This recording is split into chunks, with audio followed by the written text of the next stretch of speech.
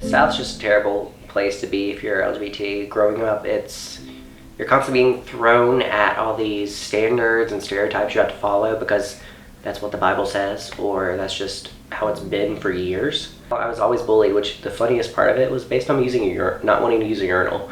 Like, it's the dumbest shit you could think of, but it really did tear me down because just that whole mindset they have, it causes anyone that just doesn't like it to really lash out at you, and it's just not right. When I was younger, I didn't really like wearing like dresses and stuff like that. Like, I hated it. Like, on Sundays, I would wear dresses to go to church, and my mom would make me. One Sunday, we went to my aunt's house, and like, I was wearing a dress. I did not want to get out the car. I was like, bro, like, I don't like being in a dress.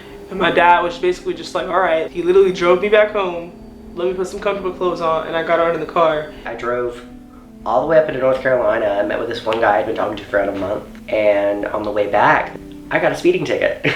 I didn't tell my parents because I was like, they'll get pissed at me. Well, as we know, when you get a ticket or anything, you get those dumb letters from like court people. So my mom asked me about it. I ended up telling her why, and she was like, you're going to hell for this. Like, automatically she shut me off. Later on, she had told my dad, or she actually made her meet her at Walmart because she didn't want him anywhere near me if things were to go wrong. We had a whole backup plan to send me up to my grandparents if it went bad. All of my friends that are gay back home in California, like, they have no problem like being out because it's so much more accepting in California than it is here. Like, I know I have a friend here who he was telling me that he came out in high school and people would bully him, and he had like bricks and stuff thrown at him just because he liked guys, and like he couldn't go back to school. His parents didn't understand why because he wasn't out to his parents. I don't have friends back home that experienced anything like that because it's not a big deal. In the South, we're really big on like ideals and like traditions. A lot of people just kind of keep like their conservative nature and closed-mindedness. They tend to keep that with them and kind of like pass it down to people.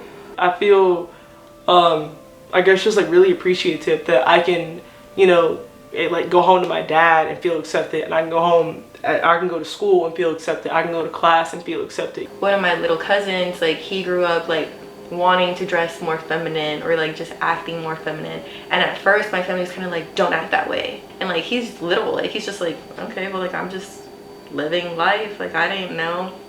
And now like they kind of wrap their heads more around it, but we do have other family members that are like, that's not what we're supposed to be doing, like that's not tradition, like those aren't our values. They don't really talk to us because we don't fit what they want us to. The whole thing they want to say is, well, you can't show this to our children. If you don't let your kids see it, they're never going to be inclusive and accept it and be kind to those that are. They're going to think, oh, that's weird, I'm just going to bully them to make them leave me alone, which isn't how it should be. They need to be taught, hey, love this person, be nice to them. You may not agree with it, but be a good human being.